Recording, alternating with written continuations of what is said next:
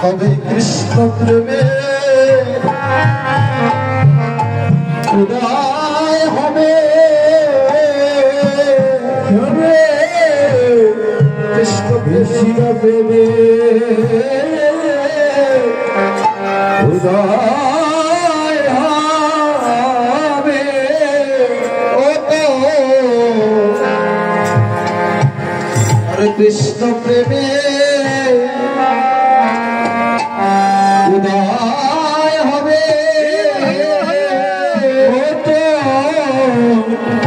শ্রী কৃষ্ণ প্রেমে উদয় হবে তার সকল দেহের মানবিমান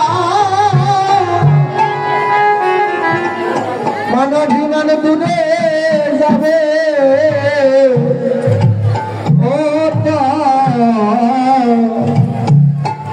করুণা কৃষ্ণ প্রেমে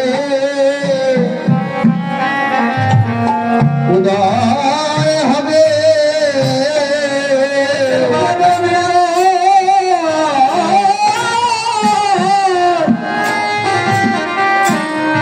দূরে যাবে সেদিন কৃষ্ণ প্রেমে কৃষ্ণ প্রেমে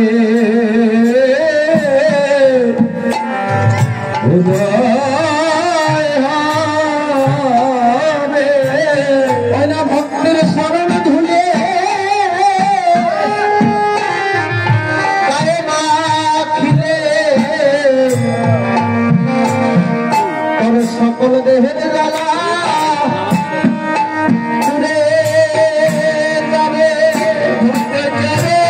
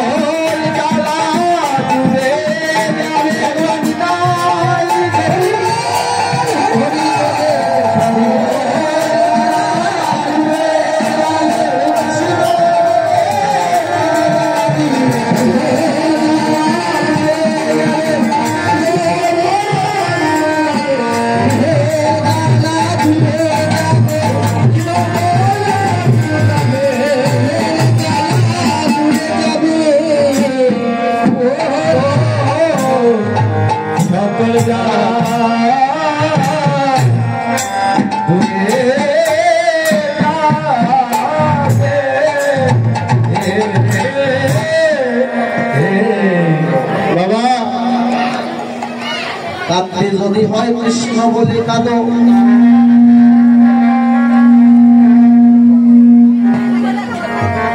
যদি একেবারে কাঁদিতে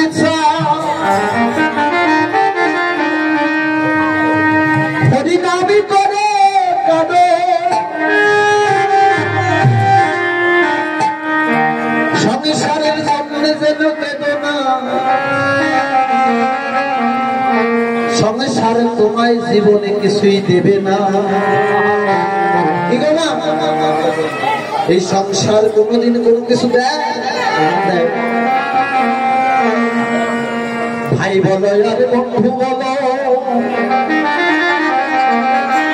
কেউ তো কানে না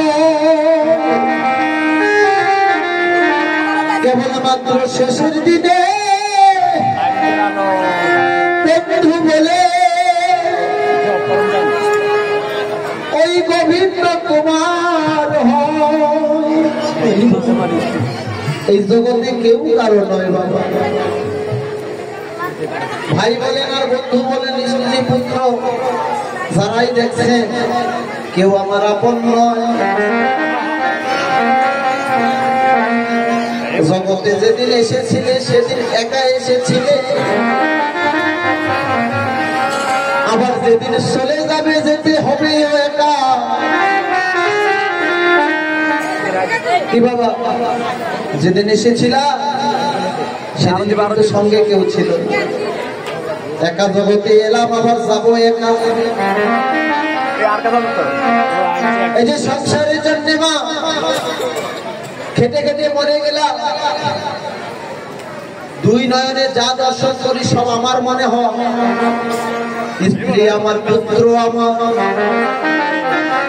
বন্ধু আমার, বান্ধব আমার, আত্মীয় স্বজন পরিজন সব কিছুই আমার। সবাইকে তো আমার করে নিলাম, কিন্তু একদিনও বিচার করে দেখি না এই জগতে আমার বটে সবাই, জগতে আমি কার, আমি কার, এই হিসাবটা কোনোদিন করি।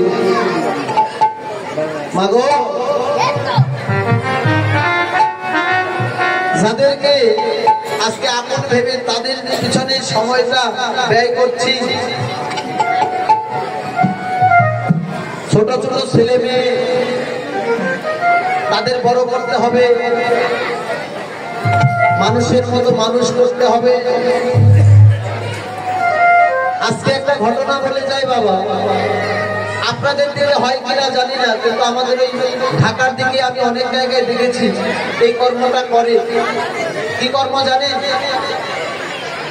ওই যে পিতা মাতা যখন বৃদ্ধ হয়ে যায় না, পিতা মাতা বৃদ্ধ হয়ে গেলে অনেক পিতা মাতা দেখবেন ব্যাধিগ্রস্ত হয়ে বিছানায় পড়ে থাকে, তার গায়ে যখন পচন ধরে যায় তখন ওই পুরোহিতকে ঘরে এনে তার একটা কর্ম করা হয়। বলেন তো কি কর্ম? প্রায়শ্চিত্ত। হ্যাঁ, প্রায়শ্চিত্ত বাবা।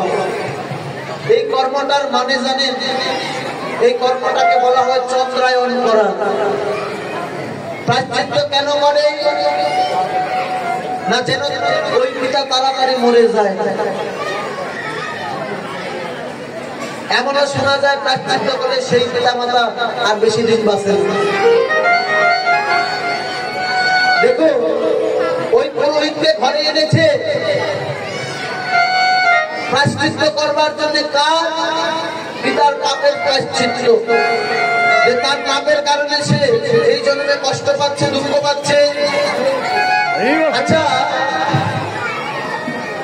কোনদিন দেখেছে কোন পিতা মাতা ছেলে সন্তানের বয়স যখন 16-17 বছর কিংবা 10-15 বছর বয়স ব্যাধিগ্রস্ত অবস্থায় বিছানায় পড়ে আছে, বছরের পর বছর লক্ষ লক্ষ টাকা ব্যয় হয়ে যাচ্ছে তার পিছনে, বাড়ি ঘর জমি জমা যত কিছু ছিল সবকিছু বিক্রয় করে দিয়েছে ওই পুত্রটাকে বাঁচিয়ে রাখবার জন্য। তার বেলায় তো পুরোহিতকে এনে প্রায়শ্চিত্ত করলো না। কেউ করেছে এরকম? কেউ করে। তাহলে তারা করলো না, বলে কেন করলো না? তার কারণ হচ্ছে ওই যে পিতা মাতা তারা জানে যে আমার পুত্রই সন্তান, আমার জগতের সব, আমার পুত্রই আমার জগতের সব, আমার নিজের জীবনটাকে বিসর্জন দিয়ে এলো, তাকে আমার বাঁচিয়ে রাখতে হবে। আর ওই পিতা মাতা যখন বৃদ্ধ হয়ে যায় তখন ওই পুত্রই বলে এই মানুষটাই আমার সংসারের অমঙ্গল।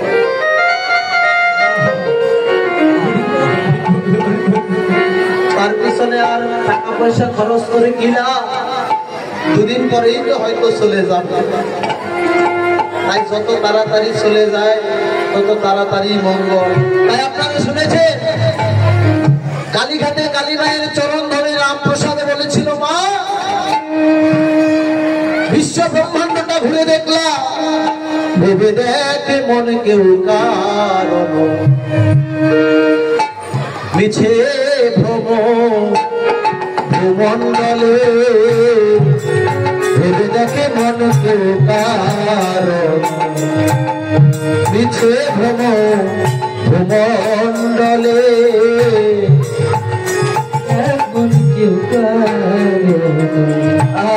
মিছে দেখো ভূমণ্ডলে। কেউ কারণ এই জগতে কেউ কারো নয়, আমি ঘুরে দেখলাম। তুমি ভাবছো কি যার জন্য ভেবে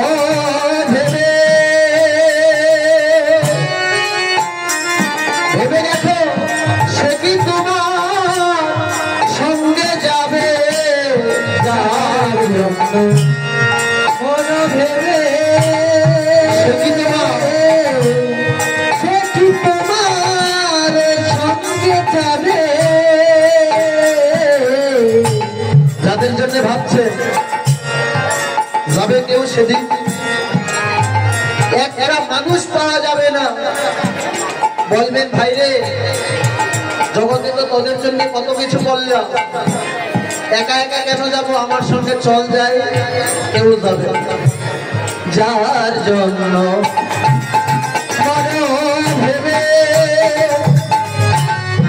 সে কি তোমার সঙ্গে যাবে যার জন্য ভেবে সে কি তোমার সঙ্গে যাবে তোমার সেই প্রিয়সী ডুবে ছড়া আসতে যাকে ঘরে এনেছিলাম ওই পুরোহিত সাক্ষী রেখে অগ্নিকে সাক্ষী রেখে 7 পাকে বন্ধন করে যাকে একদিন বিবাহ করে আমার ঘরে এনেছি, সেদিন কিন্তু কথা ছিল মা শুধু এই জন্ম নয়, জন্ম জন্মান্তরে দুইজন একত্রিত হয়ে থাকবে। রাখতে পারলো না সেই কথা। আমি মরে গেলে আমার স্ত্রী আমার এই লাশটাকে বিদায় করে দিয়ে ওই গোবরের ছটা দিয়ে দেবে। তোমার ওই সেই প্রিয়সী দেবে ছড়া অমঙ্গল সব যাবে বলে ভেবে দেখ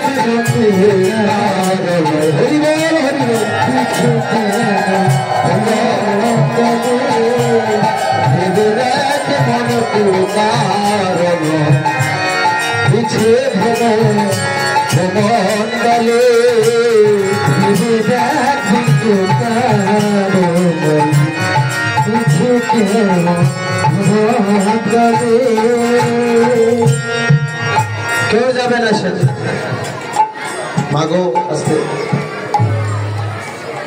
যেদিন তুমি যাবে একা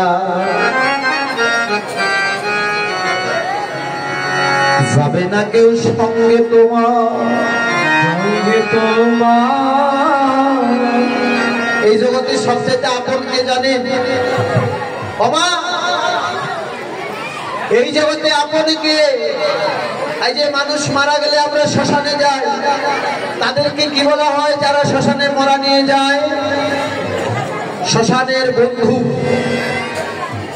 ভাবার বিষয় অমা বলুন তো, যার সঙ্গে আমরা শ্মশানে গেলাম এখানে কে কার বন্ধু হলো? যে মারা গেছে তার বন্ধু কি যারা জীবিত আছেন তারা? একজন। তবে যে জীবিত আছে তার বন্ধু হলো ওই মরা। কি করে? যে মরে গেছে সে বাড়ি থেকে ডেকে আরো 10 জনকে শ্মশান পর্যন্ত নিয়ে গেছে। কেন নিয়ে গেলে? ওই শ্মশানটা চিনিয়ে দিল বন্ধু, দেখ আমিও তোদের মতো ছিলাম, আমারও বাড়ি গাড়ি টাকা পয়সা সবকিছু ছিল, কোনো কিছুই আনতে পারি নাই, একা একা আমার শ্মশানে আসতে হলো, জগৎ থেকে একা আমার চলে যেতেও হলো। এখনো সময় আছে, সকাল সকাল হরিনাম তা না হলে কি হবে জানি, এই আমার মতো তোদেরও এই দশা হবে। একদিন সোনার রঙ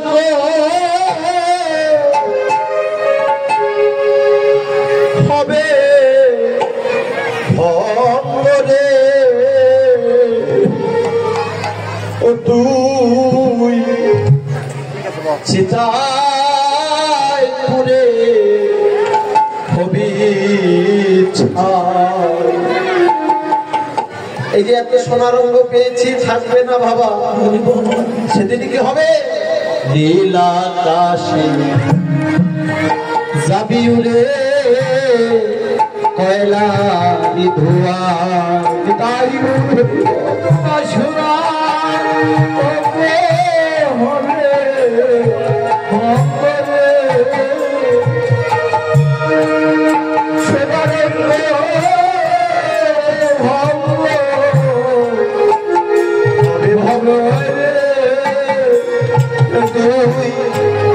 সেটাই করে হবি নীল আকাশে যাবি রে কয়লা ধোঁয়া, নীল আকাশে যাবি রে কয়লা ধোঁয়া, নীল আকাশে যাবি রে কয়লা ধোঁয়া।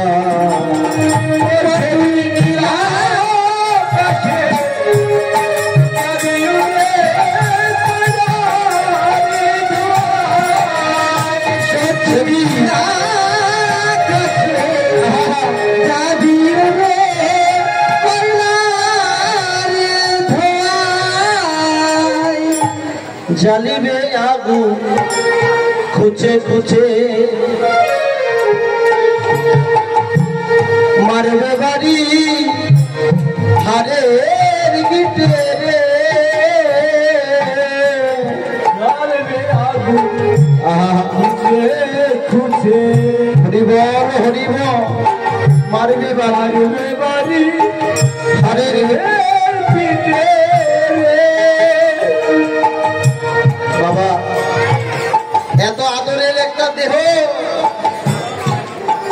এত যত্ন করে রাখি মা, সেদিন ওই শ্মশান ঘাটে তুলে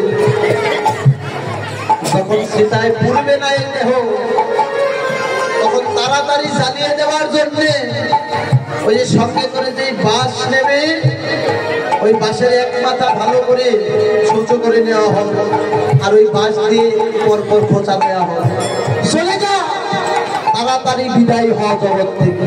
সেদিন তোর জ্বালিবে আগুন খুঁজে খুঁজে, মারবে বাড়ি আরে গিটে রে,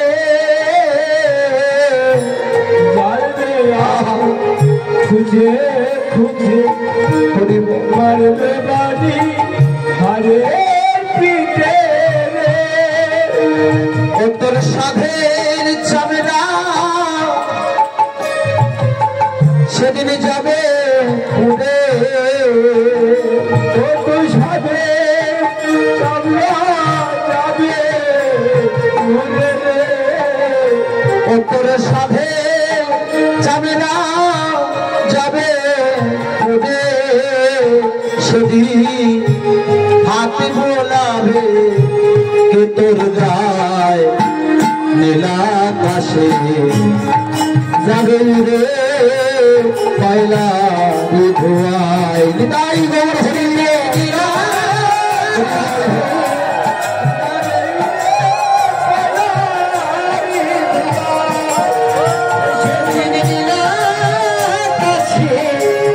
যাবে রে কয়লা ধোঁয়া।